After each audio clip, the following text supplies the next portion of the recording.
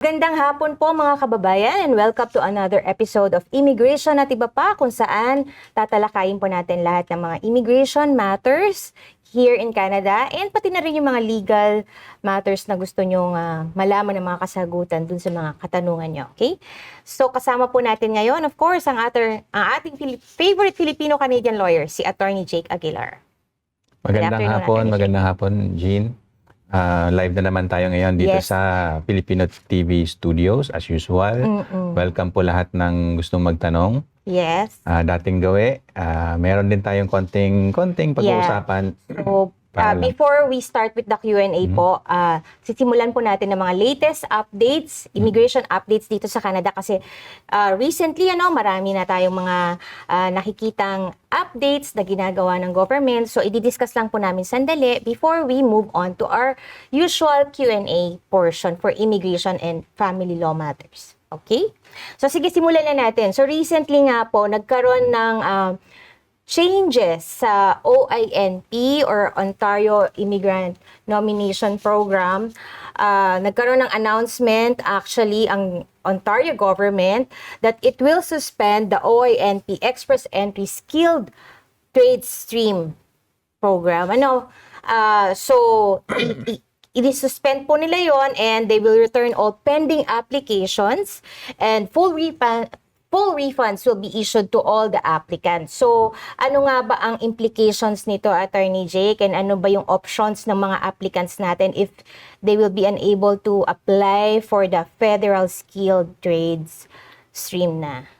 Yeah, so medyo nakakagulat. Pag may balitang cancellation, sa word pa lang cancellation, medyo nakaka-shock. Lalo na kung isa kayo doon sa mga nag-submit naapektuhan dito sa skilled trades. Pag-usapan natin muna, pwede ba to? Kasi yun nga, parang hindi yata fair. Na nag-prepare kayo, ayan may profiles, bigla na lang kinancel. Well, fair yan kasi hindi pa naman siya napaprocess. At saka, hindi rin ito yung first time na nangyari yung ganyan. Yun nga, gusto kong i-share sa inyo na nung kami din dati nag-apply, yung ng PR. That was a long time ago, mga siguro. More than 10 years ago. More than 10 years. About 20 years siguro, sabihin natin. Nung panahon na yun, matagal din ang hintayan. Tapos, naswerte lang nga kami. Kaya minsan talaga swerte-swerte lang din. Or timing lang din, sabihin natin ganyan. Kasi yung mga sumunod daw dun sa application namin, sinole din yung mga application nila after waiting for yung iba, 3 years na, 4 years, even 5 years na naghihintay. Tapos imagine, after waiting for mga 5 years, isosole yung application mo. Tapos mag-submit na lang daw kayo ulit dun sa mga kung saan man kayo eligible. Eligible. So yeah, anyway, dito sa OINP Skilled Trades, hindi na nga ito yung una na na-cancel. And then ano yung pwede natin gawin? Hanap tayo ng iba. Siyempre, tingnan natin ano mga programs ang available dyan. Sa express entry, meron pa rin naman mga category-based draws. Yeah. So, pwede pa din doon. So, and then, bakit nga daw ba ito kinancel? So, ano bang dahilan? Ba't nila decide? Meron kasi mga nakita ang mga fraud nga daw eh. So, as usual, kumbaga yung integrity ng program na yon medyo na-compromise. So, yun ang ginawa nilang ano muna ngayon, remedyo. Ipatigil na muna kasi kung hindi nila ma-maintain yung integrity nito, wag na lang munang i-implement. Ayun. So, ganun siya. And may mga balita nga din noon, di ba? Kung narinig nyo, yung mga TFW dati, gusto na nga rin ipatigil muna dahil nga sa laganap na mga fraud. Sa LMIA naman process yan. ng LMIA, nababayaran si employer para lang mag-apply ng LMIA, binabayaran mismo ni aplikante, ni employee. So, muntik na nga yun ipa-cancel din or ipa-terminate. Pero for now nga, hindi pa naman. Ang ginawa ng gobyerno doon, hinigpitan para kasi nga kung may mga fraud, may mga anomalya, doon tayo mag-focus, parang ganon.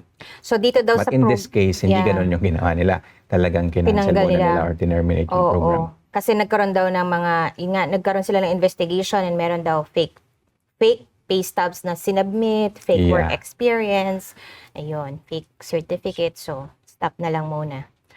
Okay, so yun po lang yung mga latest updates ngayon. I think i-discuss to in detail sa ibang panahon, ibang pagkakataon. Yeah, so, paunti-unti pag-uusapan natin yung mga for now, yun muna yung worth na discussing, yung latest na news na yan. And then, ipon pa tayo ng continuous. For now, gusto natin mag-focus dun sa mga gusto nga magtanong. Wala pa yata tayo ng Meron lang nagpapa-shoutout. Ayan, si J. Vin Salomon. Good morning, Ma'am Gina and Attorney Jake, watching from Edmonton. God bless po. Good morning po dyan Morning, sa JB. Edmonton. Ayan, sige po. So, now you Ayan, can... sundan nyo na po si Yes, JB. you can start sending... Pinamunahan niya na po. Alam ko, hinihintay nyo lang na may mauna eh. Yeah, you can start sending in your questions. Mag-comment lang po kayo dyan sa ating comment section below para po masimulan na natin ang inyong mga questions. And kung wala pa po kayong questions, marami naman po kaming nasagap na questions from our Facebook and from the previous videos na ating pinost sa ating social media websites. Okay, sige, simulan natin. Ayan, si Maria, ang fresh naman. Oh, no question po, ingat always. Salamat po sa free service. Salamat po. Salamat, Maria. Ayan, Red. Good morning, Ma'am Jean and Attorney Jake watching from Prince George, British Columbia. Thank you, Red. Ayan, sige, simulan po natin. Meron tayong question from Mark L. Attorney, naka-study permit po ang minor na anak ko, grade 12 na po siya. Kaka 18 years old lang at matatapos na po sa schooling niya. Di pa po siya mag-aaral ng college. 2 years pa po ang permit niya. So almost 1 year pa po siya hindi mag-aaral. Pwede po ba yon? I think ang tanong niya is pwede pa bang gamitin? Yeah. So, kung natapos na po yung purpose ng study permit, which is yung hanggang secondary, tama di ba? Grade 12. Kung natapos na yon, parang wala na rin yung permit, wala na rin siyang visa. So I would suggest po na mag-apply na lang tayo ng iba naman. As either a new study permit kung mag-aaral nga na post-secondary, but in this case wala pa munang balak mag-aaral. So siguro visitor record na lang po muna. Ayun. To maintain status. Para lang po may status kasi yung permit natin wala na yun eh. Kasi nga kumaga nagamit na siya, although dun sa palugit ba binigyan siya ng mahabang panahon. Pero kasi depende yan kung nagamit mo na eh. In this case, nagamit na kasi nga natapos na yung program para doon sa study permit na yan. So, yun po yung recommendation natin. Mag-apply na lang po muna ng visitor record kung wala pang balak na ituloy yung pag-aaral. And kung gusto naman mag-aaral pa ulit, panibagong study permit na po yan. Ayun. Okay, marami pong salamat dyan, Mark L. Mga nagpapa-shoutout sa atin, si JC Hernandez, good afternoon, JC. John Ruiz Tomada, good morning, Ma'am Jade and Attorney Jake, watching from Guelph. Yun, good morning, John. Oo, si Kim Yun Sok. Uy, nagtatagalog. Pero si Kim Yun Sok. Good afternoon po, Attorney Jake and Ma'am Jean, watching from Kitchener, Ontario. Good afternoon na, si Kim. At si Edang Rosete, good morning po. Watching here from Thunder Bay. Wow, salamat po sa mga sagot na binigay nyo sa akin last week. Sobrang nakatulong. God bless. Salamat din po. Maraming po salamat, Edang. Maganda yung feedback niya at nakatulong din kami kahit paano. Ayan, so simulan nyo nang magtanong kung gusto nyo. This is your chance to ask wala, yan. Sagutin, for free. Pag-usapan natin yung mga offline questions and then mamaya may pwede tayong pag-usapan pa about immigration in general kung walang online questions sa ngayon. Okay. One more. From Jenny A. Hello po, good evening. Ang tanong ko lang po, kung pwede ko po bang kunin yung BF ko sa Pinas pero kasal pa po ako. Separated na kami dito for almost 3 years in Canada pero di pa po ako divorced or separated sa husband ko. Yan. So marami tayong mga ganyang klaseng tanong. Nasagot na rin yan natin dati pero walang problema. Sagutin natin ulit. Kasi baka hindi nila napanood yung mga previous episodes natin. Pwedeng mag-sponsor kahit meron kayong existing marriage, kahit nga hindi pa divorce or annulled. Ang importante, separated na kayo doon. Na siya for 3 years. Nag-end na yung previous marriage na yon. Not necessarily nga na divorced, basta yun, hiwalay na kayo. Dito na sa Canada, walang formality na kailangan. Pag separated kayo, separated na kayo. Yun na yung legal separation. And then, pag meron na kayong bagong kinakasama, potentially, pwede siyang i-sponsor. Sinabi kong potentially kasi depende sa level nga nung relationship. Ang gusto natin makita, yung tinatawag nga na marriage-like. Hindi pwedeng parang boyfriend-girlfriend.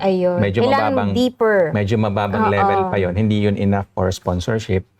Ang pwede is yung marriage-like. So, depende sa ebidensya. Pero ang gusto nyo ipakita is kahit hindi kayo kasal, ang trato nyo sa isa't isa is parang mag-asawa. So, ganun lang. Ganun lang naman yung kailangang ipakita doon sa application. But yes, pwedeng i-sponsor. Yeah. Okay, maraming salamat for that question, Jenny. Ayan, meron na tayong question online, live, from David Ramirez. Good morning po. If nag-open po ba ang parent and grandparent sponsorship, pwede kaya co-signee ang spouse kahit hiwalay na po kami pero wala pa po kaming separation agreement or divorce. May iba na din po siyang kinakasama pero willing daw po siyang mag-co-sign. Pwede po kaya yon kahit hiwalay na? Dapat kasi hindi hiwalay. Kasi dapat within the same family pa rin kayo, same family unit. Pero kung hiwalay na, hindi nga pwede. At hindi rin naman kailangan kasi nga ng like divorce or separation agreement para ma-formalize yung hiwalayan na yon. The fact na naghiwalay kayo, yun na yun. Dito nga sa Canada, walang formality na kailangan para dyan. So, yung sagot natin is hindi. Kasi nga separated na kayo. Ayan, David, sana naliwanagan ka dyan. Sana magkabalikan kayo. Malay mo naman. There's a second chance. Yeah. Okay, from Michelle Gagara. Good morning. I have a question po. I am on PGWP and expiring on 2028. Work from home po ang setup ng work ko. Would there be a problem po ba or anong implication if umuwi po ako sa Pinas for like 3 months? Then mag-request po ako sa employer kung pwedeng mag-continue mag-work doon. Thank you po. Wala po ako nakikitang problem dyan. So kung kailangan nyo pong umuwi po kayo. Yan. Nakakaingit nga yun. Imagine 3 months kayo makakauwi. Ano? So wala po ako nakikitang problem. Naka-PGWP kayo, work from home naman yung setup. So wala pong issue at all. So I don't see anything. So just make sure po may visa kayo pabalik. Ano? Yun na lang. So yung pagbalik, ang kailangan natin visa or any travel document para makabalik kayo. Okay, maraming salamat Michelle for that question. Moving on to John Ruiz Tomada. May question po is naka-apply na po ako ng PR pero in process pa po. Then sinali ko po ang wife ko sa application but recently found out na may problema about her. Pwede ko po ba i-cancel yung application ko sa kanya sa PR ko? Ano po ba ang dapat gawin? Thank you. Okay, medyo maselan po yung situation na yan. Ano? So, hindi ko na kayo tatanungin kung ano yung problema na yon. Yeah. Pero possible nga din na yung problema na yon parang mahawa kayo dun sa mismong application nyo. Maka-affect dun sa application nyo kasi yung application nga po ng PR, family talaga yan eh. Buong pamilya, ini-examine yun ng tawag natin. Ini-examine ng officer, buong pamilya, asawa at saka mga anak. So kung may problema yung mga kapamilya natin, maapektuhan yung mismong application. Okay? So, yeah, without discussing yung details nga nung problema na yon, but yes, it can affect. Cause some problems. Yeah. Pwede niya ba daw cancelin yung asawa niya? Yeah. Yun yung gusto kong isasagutin. Pero yeah, without asking anything else, I just assume some things. Pero ang intindi ko nun, parang hindi niya na i-consider na asawa. Yun yung cancel. I don't know. Maybe mali yung intindi ko. Pero kasi hindi mo siya pwedeng tanggalin na lang ng ganun. So, kung asawa mo siya, kailangan mo siyang isama at kailangan siyang examinin. So, there's no way out of it. Kailangan mo siyang isama, kailangan siyang examinin at pag may problema, yun nga, damay ka. Walang tayong magagawa doon. The only way is, kung hindi mo na nga siya asawa, separated na kayo. So, ibig sabihin, pag separated na kayo, I mean, dito nga sa Canada, ganun na kabilis. Hindi mo na siya asawa talaga. Pwede mo na siyang hindi isama nga doon sa application. So, kung ganun yung intindi ng cancel, well, depending nga sa fact. Doon kung naghiwalay na nga ba kayo at hindi na kayo pamilya, hindi na kayo mag-asawa, pwedeng hindi mo na siya isama, pwedeng hindi na nga siya examinin. Pero, from our experience din, uusisain for sure pa rin ni officer. Dapat may para proof malaman din niya ng officer. Kasi nga, nangyayari po din kasi nga, halimbawa ganyan, o kunyari na lang, hiwalay tayo para hindi na magka-problema. So, alam na rin ni officer yun na ginagawa yung mga ganong style, sabi natin ganyan. So, inuusisa pa din nila yan kung hiwalay na nga ba talaga kayo. Kaya, minsan humihingi si officer ng evidence, which can be an affidavit or a separation agreement Or divorce. or divorce, gano'n. So, Yeah. depende na kay officer yon anong klaseng evidence yung hihingiin niya para mapatunayan na talaga nga bang hiwalay na kayo. So, yun yung buong Yeah. You need explanation to dyan. convince the officer na talagang Na talagang it's hiwalay the end. na kayo. So, yun. Wala na. Ayun. Pero kung hindi pa kayo hiwalay, yun nga. Ayun. Madadama yan. Unfortunately, talagang dama yung buong Oo. pamilya, yung application, yung Oo. mismo magkakaproblema. Ayun. Okay, Jan, salamat sa katanungan mo. Sana naliwanagan ka doon. From Denise Pinion Cruz. Good afternoon po. Asking for a friend. Pwede po ba sila mag-apply ng vulnerable open work permit kung ang reason po ay workplace harassment and bullying? Since po kasi nagkaanak yung babae lang, lagi na silang binubully ng supervisor nila. Recently, naka-modified work po yung husband, pero yung mga pinapagawa po sa kanya na work, parang hindi modified. Pag on-call duty po, agad siya after ng sick leave niya. Tapos pinag-shovel po nung nakaraan, broken kneecap po yung injury niya recently. Hindi naman po sila maka-refuse kasi natatakot tanggalin sa work. So I think in this case ko, mukhang pwede na mag-apply under vulnerable open work permit. Yan kasi as you mentioned, may harassment, mayroong abuse. So based dun sa nabanggit nyo, para sa akin abuse yun eh. So yun po, kung merong ganung ang pangyayari, mukhang pwede nilang i-consider na mag-apply under vulnerable open work permit. Usually up to 1 year yon. And then since open work permit nga siya, you can work for any employer. And ang purpose lang naman yun, para mabigyan kayo ng enough time, makahanap ng malilipatan yun na employer na supposedly dapat may LMIA din, closed. Balik kayo sa closed work permit. So, ganun po yun. But anyway, mukhang pwede siyang mag-apply or i-consider niya na mag-apply under vulnerable open work permit. Okay, maraming po salamat, Denise, for that question. Moving on to Arlina Liluster. Hello, good morning po. Always watching here, Attorney and Ma'am Jean. Thank you, Arlina, for always watching. Salamat, Arlina. It's from J. Vin Solomon. Ayan, Attorney, wala pa kaming kahit anong conjugal property. Okay lang po ba yun? Para sponsoran ko yung partner ko kung sakaling ma-approve and pag-visit niya dito sa Canada, Attorney. Yeah, pwede naman po yun. So isang factor lang naman kasi yun, yung pagkakaroon nyo ng mga joint assets or conjugal property. Isang factor lang yun. Siyempre nakakatulong kung may ganun. But kung wala, marami pang ways para i-prove nga na genuine yung relationship. Yung mga pictures nyo, tsaka yung communications nyo, yun yung pinaka-common. And kung meron kayong mga remittances. Yeah, remittances, at saka yung testimony nga, or From support family. letter from family and friends. So, marami pang ibang paraan. So, lahat ng pwede nyong ipakita na ebidensya na yung relasyon nyo is like marriage-like. Yun lang naman talaga ang ang word doon. Is yun. Kung meron kayong ibang evidence, yun yung ipadala nyo. Okay, maraming salamat, Javin, for that question. Moving on to Fiel Palmero. Hi po, Attorney. Ano po ma-advise nyo? May work permit. Di ko pa po na-receive ang original copy but the approval letter was on September 22nd. Pwede po ba mag-renew ng SIN number at OHIP pag approval letter lang? Thank you and God bless. Yeah, hindi ko na po kabisado Sa Service Canada sa Service Canada na po yan. It's better na punta po kayo sa office ng Service Canada or baka pwede nyo tawagan din. Pero I think mas maganda na punta na kayo mismo doon in person sa office nila para magtanong.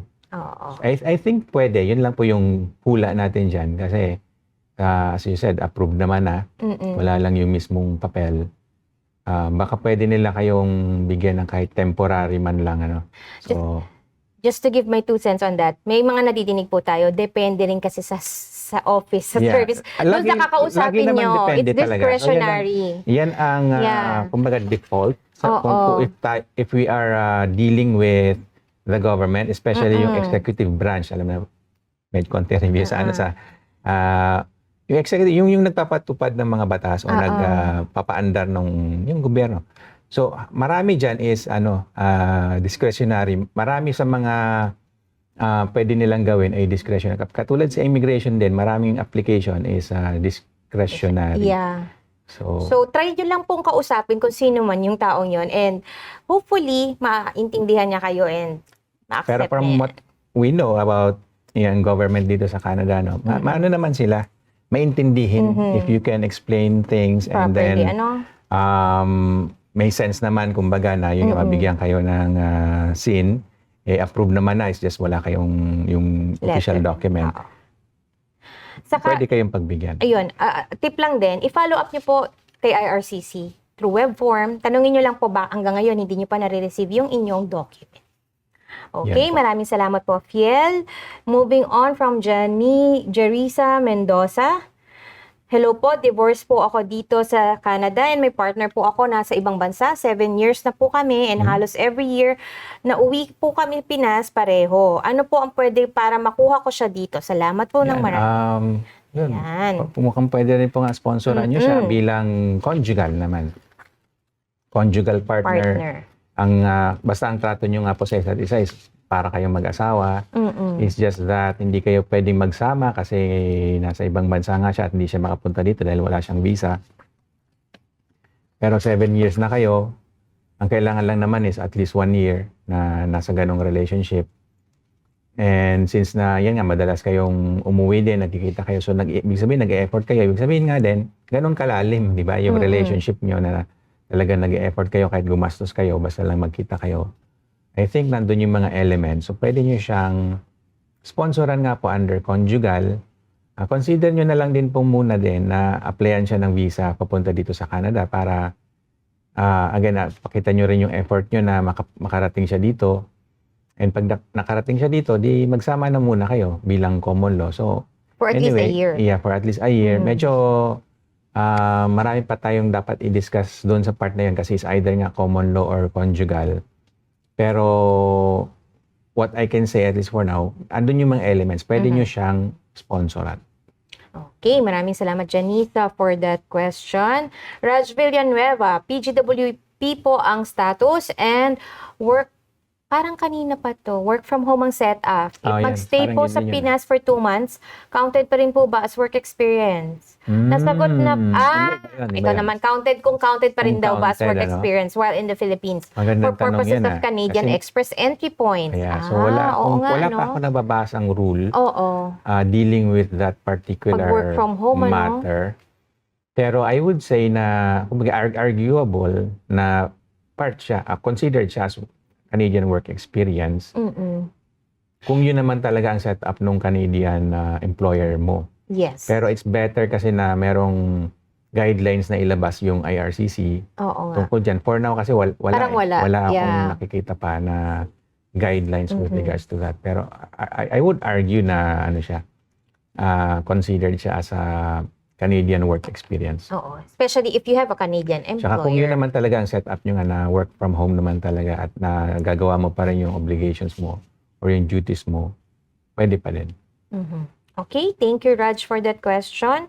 From David Ramirez, ay siya yung nagtanong kanina. Ayan, follow-up question po about sa first question ko po kanina, attorney. If ever po nagkabalikan po kami ng ni spouse, na-declare po kasi sa CRA na separated na po kami 2 years ago. Okay. So if ever magkabalikan po kami, pwede po kaya i-declare ulit na married po kami sa CRA. Hindi po kaya questionin po ng immigration yon if nag-apply po kami sponsor sa parents and grandparents. Pwede sila mag-question, wala nang problema doon. Ang importante, kung totoo naman yun, wala ring issue. Kasi ang You can tao naman talaga, nagkakabalikan nga naman, di ba? So, normal naman yun na, yan, hiwalay, tapos magkabalikan. Wala namang, that's very normal. So, magtanong man sila, okay lang din. Ang importante, patunayan nyo rin na totoo naman nagkabalikan kayo. Yeah. So, after that, yun na yun. So, wala na tayong issue nakikita after that na pag nasagot nyo na nagkabalikan kayo. Yeah. Hanggang doon na lang yun. So, magtanong man sila, I think, hindi rin magiging issue kasi masasagot nyo naman. So, kung totoo po na magkakabalikan kayo, Yes, you shouldn't worry about it. Pero syempre, yun yung important fact doon. Nagkabalikan naman talaga Yeah. kayo. So, Kung may proof kayo yeah. na nagkabalikan talaga kayo, edi nothing to worry about. Okay? Exactly. Maraming salamat, David. Denise Pinion Cruz, thank you po. Thank you rin po sa pagtanong. From Alexandra Biafu, hi po, ask ko lang po, is it okay to go on vacation to the Philippines while my close work permit will expire next year, April 2026. Wala po bang question pagbalik ko dito sa Canada? Wala naman din po. So yun nga, ang kailangan nyo lang para makabalik kayo is yung visa nyo or ETA. Diba? So, and then, kung valid pa yung work permit nyo, di okay lang, makakabalik pa kayo. So far, wala tayong issue nakikita. Pero, a reminder na lang din na every time na bumabalik tayo, andun lagi yung risk. Kasi nga, dadaan tayo sa immigration. So, ini-examine din nila kayo. Every time. Every time na dumadaan tayo sa airport or sa border. Kasi, iniisip ng officer nga kung legitimate pa ba yung intention mo dito sa pagpasok sa Canada at hindi ka ba magiging parang risk sa public or meron ka pa bang sapat na funds para sustentuhan yung sarili mo. And most of the time, lahat naman yun matche-check eh. Kumbaga, everything should be okay. And then, papapasukin ka na. So, yun lang po yung process na. Yun. Thank you, Alexandria, for that question. Javin, maraming salamat daw po sa pagsagot. Attorney, maraming salamat, din po, Javin. From Sweet Style Usurich. Attorney, pag po ba nag-apply ng common law and hindi po nag-ask ng medical kasi may nasubmit na ako last 2023 na medical, sa lalabas po ba na open work permit ay not allowed to work in healthcare and teaching kasi hindi po latest ang medical na nasubmit? So yeah, depende sa kanila yan. Yes. Sa medical na nasubmit. So hindi natin syempre ma-predict kung ano yung ilalagay doon. Pero kung meron man silang ilagay na restriction doon, magpa-medical na lang po ulit kayo para masatisfy sila. Yes, we suggest you do an upfront medical, especially kung nag-apply kayo ng work kung permit. hindi naman inconvenient sa'yo, I would suggest na magpa-medical ka na. Hindi naman mahal ang medical dito sa Canada kung nasa Canada ka. Yeah. Okay, maraming salamat, Sweets, for that question. Annalisa, hello po. This is regarding a friend's case. She applied for her LMIA visa but it was refused while she was in the Philippines. Possible po ba na makabalik siya dito sa Canada? Salamat po. LMIA visa? So may alin yung na-refuse yung LMIA or yung... Siguro nag-apply siya ng LMIA-based work permit. Okay, That's so my na-refuse understanding. yun. Ano? Tapos Na-refuse. ang tanong kung makakabalik? Yung pagbalik, ano lang yun, di ba yung visa? Kung wala siyang visa, eh nung meron siya. So kung wala, hindi siya makakabalik. Teka lang. So galing na siya dito. Malamang galing na siya. Dito, Nag-apply siya ng LMIA-based work permit siguro. Oo nga. So in some cases, pwede siya makabalik kasi nga madali na lang din makakakuha ng ETA. Pag galing ka na ng Canada, ibig sabihin, di ba parang examine ka na before, pinagkatiwalaan ka na. So kung hindi ka naman nag-overstay, wala ka naman ginawang mali, malaki pa rin yung chance na makabalik siya, even as a visitor lang. So, pwede pa siya makabalik. I think malaki yung chance na makabalik. Ang tanong na lang whether or not makapagtrabaho siya, syempre hindi kasi wala siyang work permit. Or yun nga, as you said, na refuse yun. So, kung wala siyang work permit, hindi siya makapagtrabaho. Pero kung makabalik lang siya, mukhang pwede naman. Basta may valid travel, document. Travel document. Tsaka yun nga, kung wala man siyang visa talaga, ETA siguro, mas madaling applyan yun. And then, ang turnaround time nun, mga 1 day lang. Although marami tayong nadidinig na marami din daw.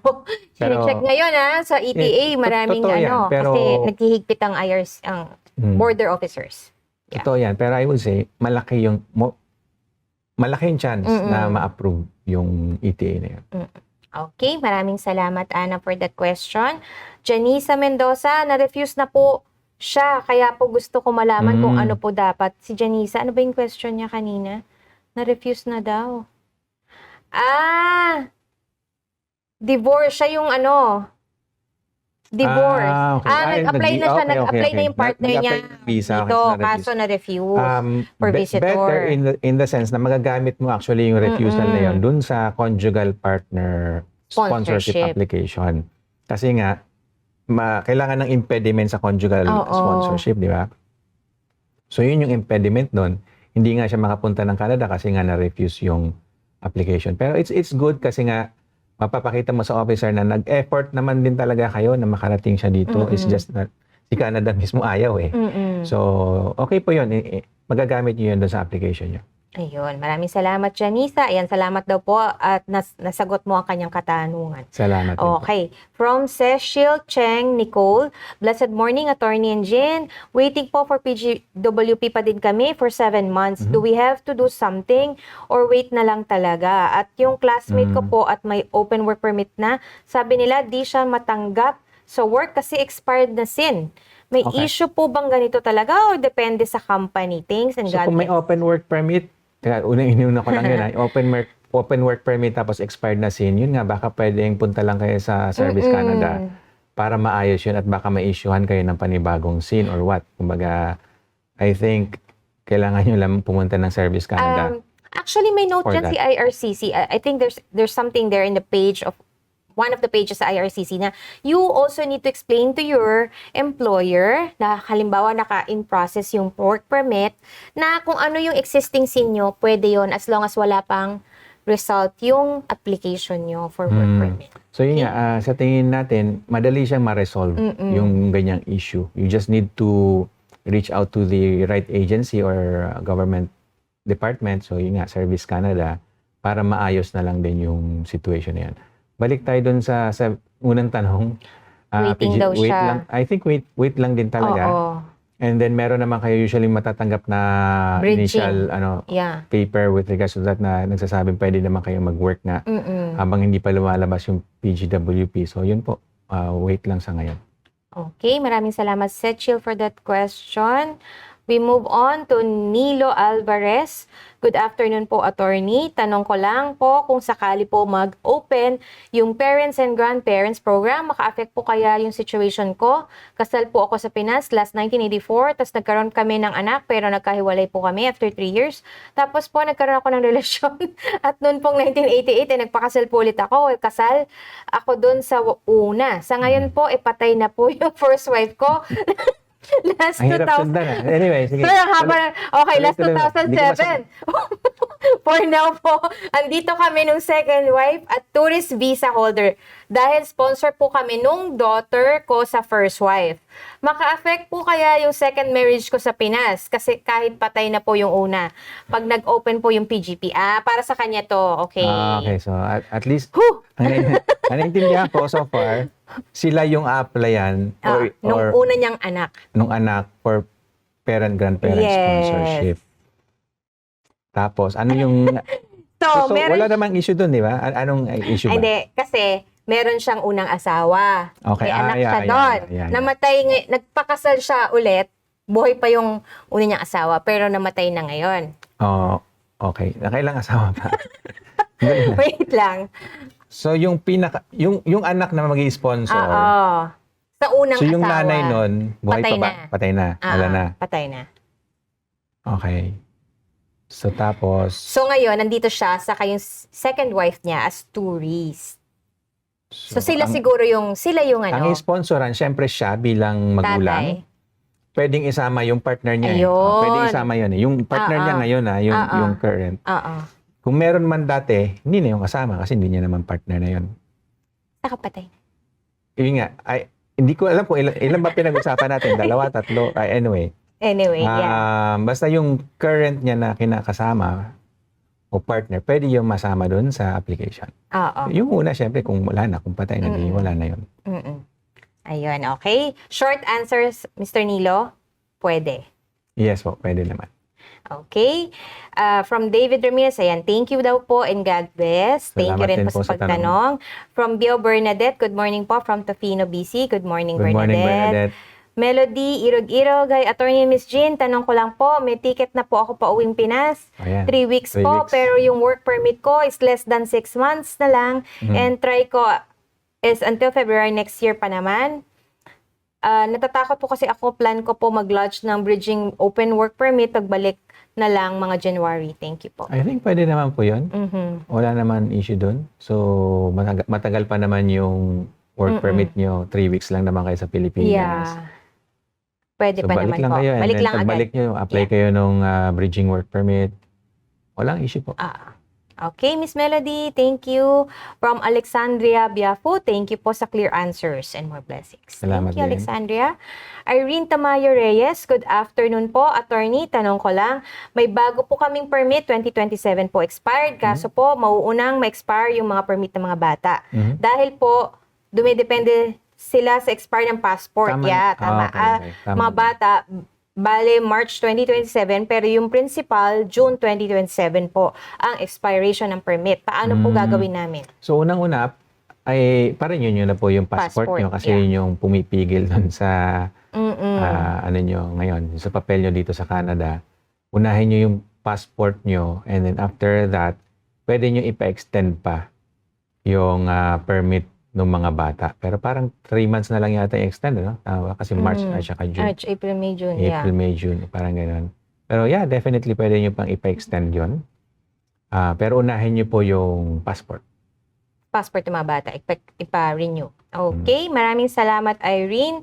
From, ayan, si Sweets ulit.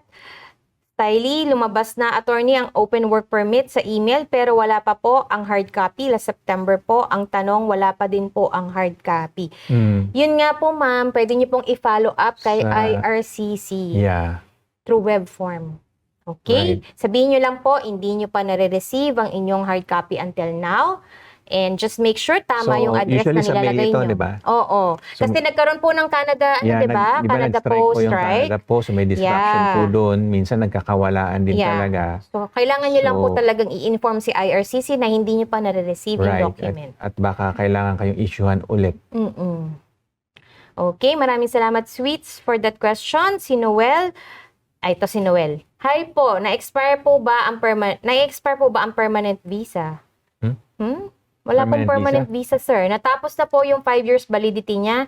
Tapos nasa Pinas siya ng 2 years. Balak lang mag-renew in the future. Confirm natin yan. Baka ibig niya sabihin yung permanent PR card? resident card or status. Sige. Kasi na-meet naman niya yung qualification niya na mag-stay in Canada within 5 years. So yung baka ang tanong is yung permanent PR resident card. status or yung card mismo. So yung card yan, nag-expire po Para yun. daw sa mama niya. Every 5 years kasi yun. So nag-expire po yung card. Yung status, hindi po yun nag-expire. So even if yung card mismo nag-expire, hindi ibig sabihin na hindi na kayo PR. So yung card lang yung nag-expire po doon. Ano? Yun yung gusto natin i-clarify dyan. Yung status mismo, hindi siya nag-expire. Mawawala yung status kung merong proceeding na ginawa yung IRCC para i-revoke yung PR status po. Revocation, basically. Hindi yung expiry. So hindi nag-expire yung PR status. Yung card lang po nag-expire. Yung card. But you need to make sure that kung gusto nyo pa rin maging PR in the future, meron yung ano nyo, so yung PR, residency nyo. You need to maintain so, that. kailangan nyo pa rin i-maintain. Ito lang din isa pang clarification. Kung hindi nyo na-maintain yung residency nyo, hindi rin automatic, hindi na kayo PR. Hindi automatic yun. May proceeding para doon. So, unless na mangyari yung proceeding na yon, PR pa rin kayo, basically. Pero yun nga lang, mahirap pa na. mahirap kasi eventually paparenew mo rin yung card mo, di ba? Hindi mare-renew yung card mo kasi hindi mo na-meet yung residency. Pero case-to-case basis, pwedeng ma-explain nyo kung meron kayong magandang dahilan kung bakit hindi nyo na-meet yung residency requirement. Pwede kayong pagbigyan. Again, ito na naman, discretionary sa officer. Pwede kayong pagbigyan na hindi bawiin yung PR status nyo at saka pwede pa rin kayong issuehan ng panibagong PR card kahit hindi nyo na-meet yung residency requirement. Ano? Ayun. Okay, Noel. Maraming salamat for that question.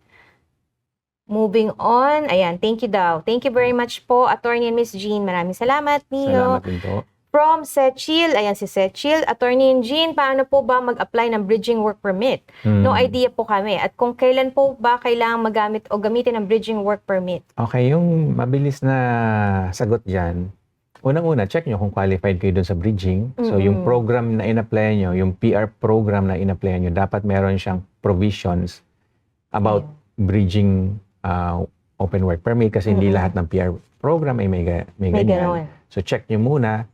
So, after checking, basically, refer to the requirements dun sa website. Kasi nakalagay dun yung checklist yung mga requirements para dyan, and then, ano nyo lang, kumpletuhin nyo yung requirements, and then submit nyo. Parang ganun lang kadali, But anyway, kung kailangan nyo po kasi ng, ng assistance dyan, you can reach out to us. Pero, yun nga, kung kaya nyo naman gawin mag-isa, you can do that. Yun nga, kumpletuhin nyo lang yung requirements and then submit. So, walang masyado rin kasing risk. Ako nakikita sa pag-apply ng bridging, medyo straightforward naman yon, sabihin natin ganyan. Kung may qualifications kayo. Kung qualified eligible ka, kayo. kung eligible ka, yun nga, straightforward yung application. You just need to put some time into it. Pero again, kung kailangan nyo ng assistance, yan, nandito naman kami para dyan. You can reach out to us. Andyan po yung contact information po namin. Diyan sa screen. Okay. From Jehan Barona, ask ko lang po, under PGWP and currently working, 8 months na ako as full-time employee. What are my chances po sa PR Pathways? Kasi di gagawin ng company yung employer form. Okay. PR Pathways, tapos, so si employer, sa madaling salita, hindi siya cooperative, hindi siya bibigyan ng job offer. Supportive, hindi siya supportive, Pag ganyan po, wala tayong ibang choice kundi maghanap ng ibang employer. Ganun lang po talaga yun eh. Wala na akong ibang masabi dyan. Kasi it's either ma-convince nyo si employer nyo na mag-cooperate, na magbigay ng mga requirements nyo, or, di ba? Like, especially kung job offer. Kasi hindi naman natin mapipilit si employer na magbigay ng offer. So, rin, nasa decision o prerogative, sabi natin ng employer yan. Wala makakapilit sa kanila. So, kung ayaw nila, edi hanap tayo ng ibang employee. Ganun lang po talaga. Ayun. Saka kung maka 1 year ka na, pwede kang set up ng iyong express entry profile. Malay mo, makuha ka sa CEC or Canadian experience. So, yun po yung pinaka-key. Actually, ito, kahit every week ulit-ulitin natin, hanapin natin yung tamang employer na willing magbigay ng suporta sa atin. So, yun ang pinaka-importante dyan. So, kung yung current employer nyo, sa tingin nyo, hindi ganon, hanap na po, simulan nyo na yung paghahanap. Kasi alam naman natin it takes some time and a lot of effort din. Ayun. Maraming salamat, Jehan, for that question. Nagpapasalamat si Noel. Thank you, Noel. Maribel Calventas Lagwatan. Attorney, sino po ba qualified sa LMIA exemption? May napakahabang listahan po yan. Mahaba din siya. Pero very specific po kasi. I can just give you some example para at least karon kayo ng idea, Halimbawa, yung mga traveling artists, di ba? So, may mga times na exempted sila or mga yung nasa sports ba? Kunyari may attendance silang laro dito, very temporary lang. At saka usually mga visiting forces, mga military, kung may training dito, di ba? Mga balikatan sa atin sa Pilipinas, parang ganon. So, yun yung mga LMIA exempt. Yung LMIA kasi, ang point nun is, yung employer daw, pwede naman mag-hire ng foreign worker. Pero, pakita mo muna sa gobyerno na walang PR or citizen para doon sa trabaho na in-advertise mo or doon sa trabaho na hinahanapan mo ng empleyado. So, may sense naman, di ba? Kung hindi na natin kailangan masyadong pagtalunan yon na siyempre yung gobyerno, bibigyan nila ng priority yung citizen at saka PR ng Canada pagdating sa trabaho. Unahin lang sila. Yun lang naman. Pero kung wala talaga, yun nga, kung wala talagang PR or citizen, hindi mag-hire ka ng foreigner. So, yun. So, but anyway, dun sa mga example na binigay ko, parang hindi siya applicable doon, di ba? Kasi, yun nga, paano ka kunyari, may isang team or athlete na pupunta dito, paano ka maghanap ng PR para doon or citizen? Very specific yung yung player taga abroad eh. Very specific. So, yun yung point. Anyway, para lang magkaroon kayo ng idea na yung mga LMIA exemption, yung para bang hindi applicable doon sa ganong rule na kailangan mo maghanap ng PR or citizen para sa trabaho na yun. Ayun. Okay.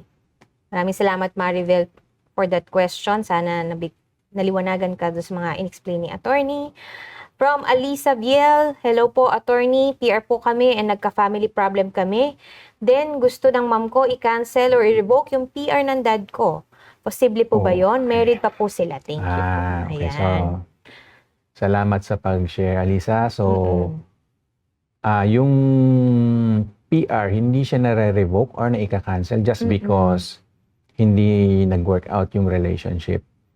Ang medyo complicated ito, no? Pero discuss lang natin yung basic rule na pag naging PR na yung tao, pagdating niya dito sa Canada is PR siya, hindi yun na re-revoke or nakakancel just because na yung nag-sponsor sa kanya para bang naipaghiwalay na sa kanya. So yun yung basic rule muna.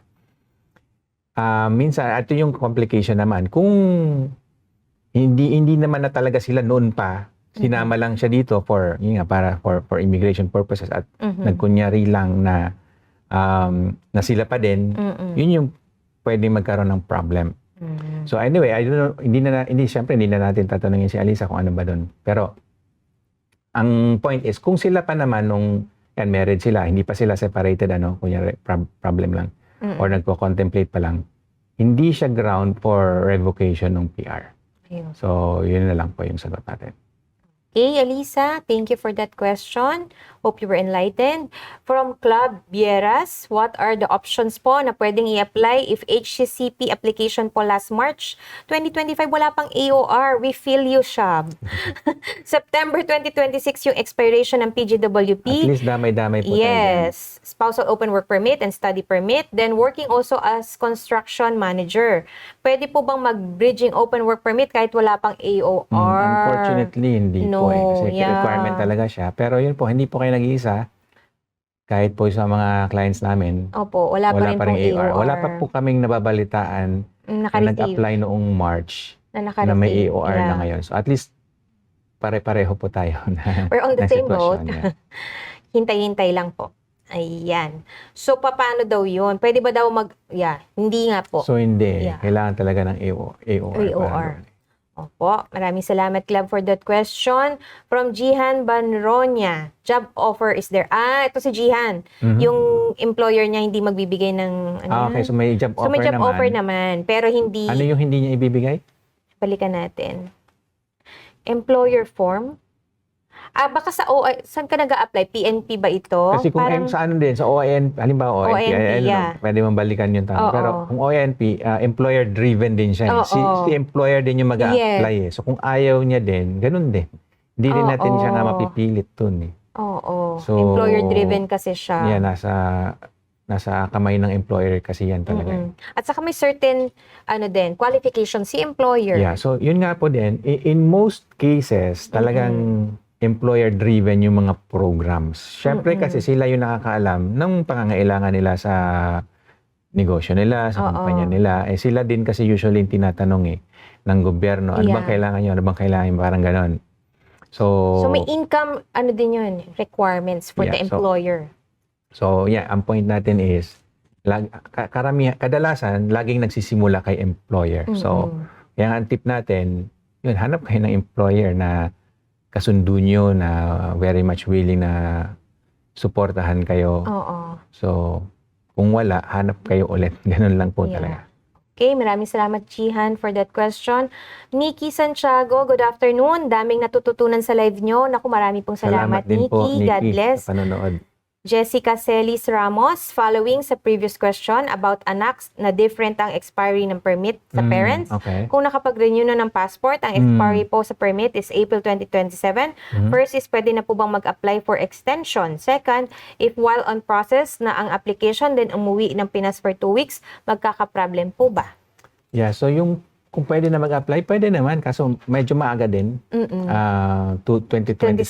So pwede pero hindi, I would not recommend. Yeah. So hindi pa Too naman. Early. Too early pa naman. It's better siguro pag medyo malapit-lapit na. Kasi parang wala rin namang advantage ba na mag-apply ka ngayon. Ganun kaaga. Okay, maraming salamat, Jessica, for that follow-up question. Cheer Lozada, hello po. Pwede po ba magbakasyon sa Pinas habang waiting sa PR application po? Work permit is still valid until 2028. Parang ang daming gusto magbakasyon. Sarap naman. Nakakaingit kayo. Anyway, pwede. Bakit hindi po? Pwede. So 2028 pa naman yung work permit. So napakatagal pa. Tsaka may PR application. Wala pong issue. Wala ako nakita ng issue. Valid work permit, go. Pwede po magbakasyon. Pwede po. From Jeric, Good day, attorney. Under restoration po ako, work permit refused in September, na-restore as visitor visa submitted in November. Hanggang kailan po ako pwedeng magstay inside Canada? If ever approved po visitor visa with restoration, pwede po ba ako mag-apply ng US tourist visa sponsored by my sister? Thank you. So, yeah, magandang tanong. Pwede ba magstay kung naka-under restoration? Ang sagot natin, medyo complicated na naman. Kasi wala tayong status kasi nga under restoration. So, supposedly nga, dapat nasa labas tayo ng Canada kasi nga wala tayong status. Pero kung yan, may nag-apply kayo nga na restoration, kumbaga, ito tolerate naman ng Canada yung pag-stay nyo kahit nga walang authorization. While waiting. While waiting kasi nga may dahilan naman. Ibig sabihin, hayaan lang kayo kumbaga ng Canada na mag-stay. So, parang ang sagot yan, yes and no eh. Kasi, gusto niya mag-apply na. Walang status, dapat nasa labas kayo eh. Parang ganun. Yun ang gusto ng Canada eh. Nandito kayo sa Canada, kung may status kayo, yun ang gusto nila. Yun yung default. Pero nga, since nag-e-effort naman kayo na magpa-restore, ito tolerate nila yon. It doesn't mean na inauthorize na nila. Iba yun eh. But they will tolerate you. They will allow you to finalize yung application niyo and then let's see kung ano mangyari. Sana nga po ma-restore. Pero yes, you can stay. You can stay. And pwede ba daw siya mag-apply ng tourist visa once na kuha na yung visitor pag-apply visa? Yung pag-apply in itself, walang problema doon eh. So, but whether or not ma-approve kayo or hindi, syempre hindi natin alam. Depende rin yan sa magpa-process noon. Ang default lang naman na ini-evaluate nila, hindi din ba kayo mag-overstay? Ganun yan eh. Sa US. sa US. So, pag nakita nila na, mahigpit din sila ngayon. Nag-overstay ka sa Canada, tapos sasabihin mo sa US, hindi ka mag-overstay. So, paano mo ngayon sila i-convince na hindi ka mag-overstay? Nag-overstay ka na nga. But kung meron ka magandang dahilan, depende nga yan, case-to-case basis. Kung maayos naman yung dahilan mo kung bakit nawalan ka ng status, tapos yun nga, nag-effort ka naman na i-restore, again, discretionary, always discretionary, pwede ka din nilang pagbigyan. Kung may sense naman yung mga sinasabi mo dun sa application mo at mukhang this time na-convince mo si officer ulit na hindi ka naman mag-overstay kahit na may parang previous record ka nga na nag-overstay. So, yun po. Okay. Thank you, Jeric. From Maribel Calventas Laguatan, ayan, additional question. Paano pag working in long-term care po, meron po bang chance for LMIA exemption? Working in long-term care exemption. I don't see any. I don't see an exemption. Balik tayo dun sa rule na lang na so, yung trabaho nyo po ba, merong possible ba na may PR or Canadian na pwede magtrabaho para dyan? Kung possible yon, hindi siya exempted. Yun nga po. Pasok siya dun sa rules na kailangan siya ng LMIA. Again, yung mga exemption dun, yung ba tipong wala naman kasi ngang PR talaga para dun. Kasi halimbawa yung artist, pwede mo papalitan yun. Halimbawa sikat na artist from paano papalitan yun? Siya yung sikat, siya yung magpe-perform dito eh. Bakit maghahanap ka ba ng PR or citizen kapalit niya? Iko-clone mo ba siya? Parang ganun.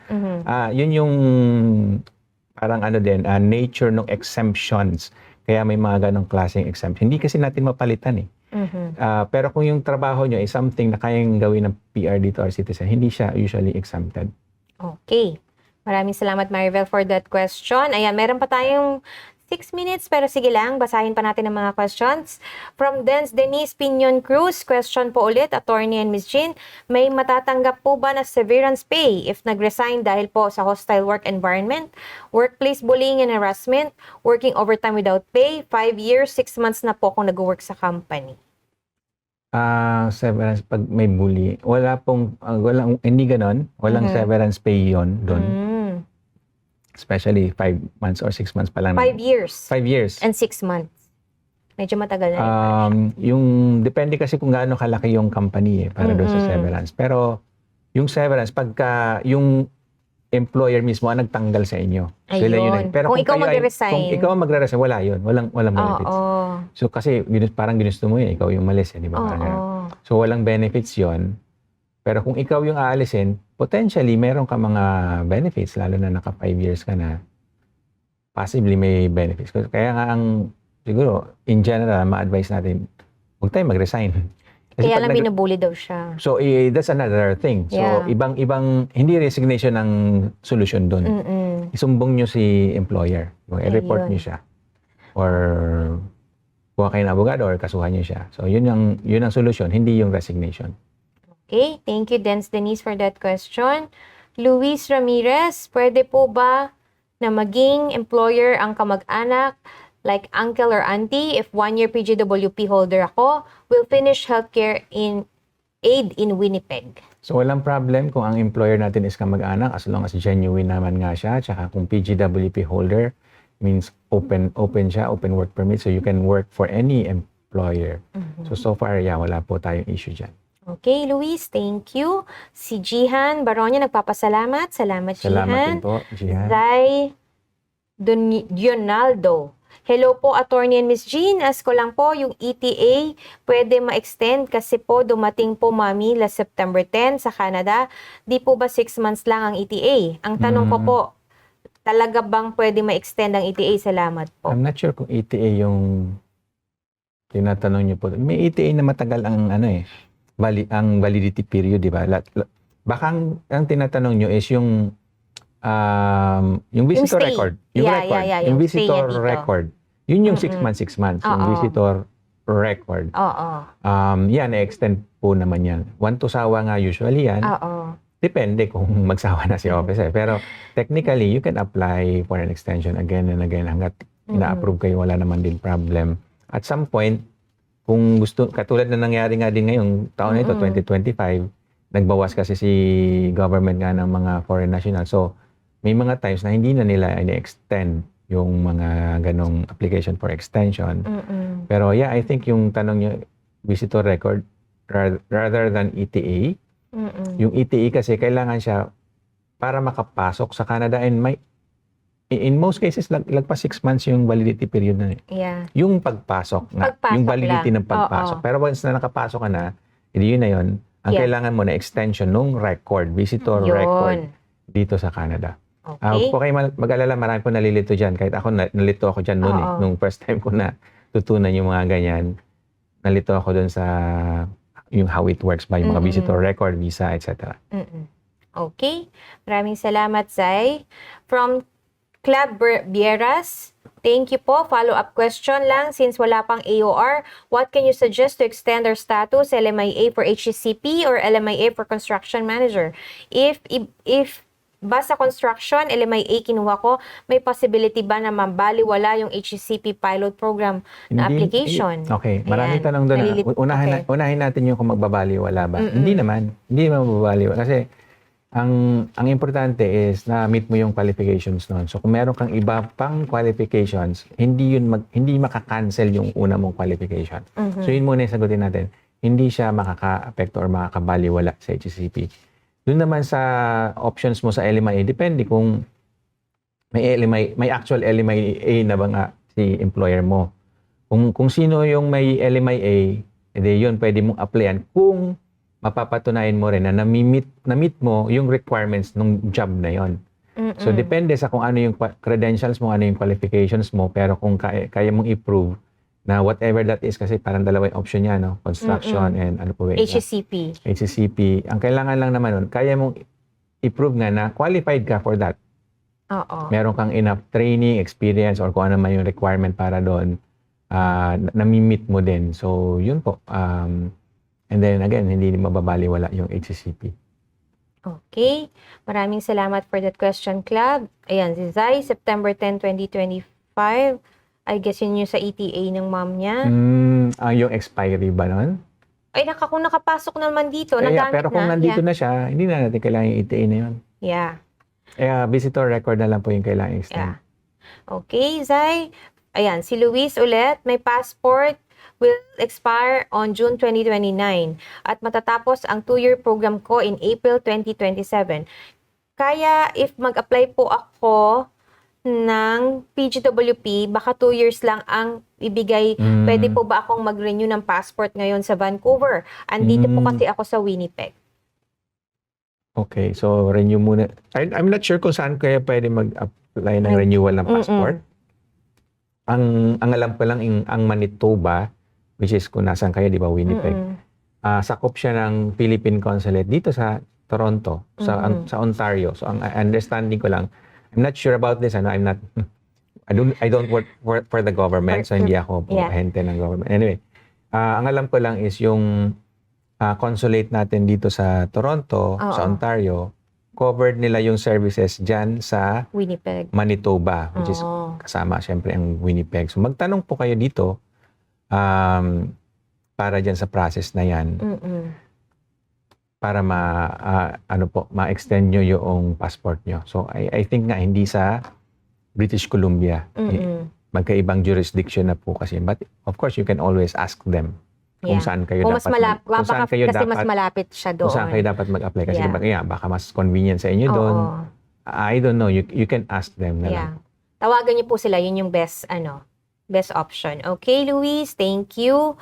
Thank you po. God bless from Dens Denise. Thank you, Dens Denise. Kirsty Galanyo, good morning po from Victoria. Hello, Kirsty. Thank you for watching.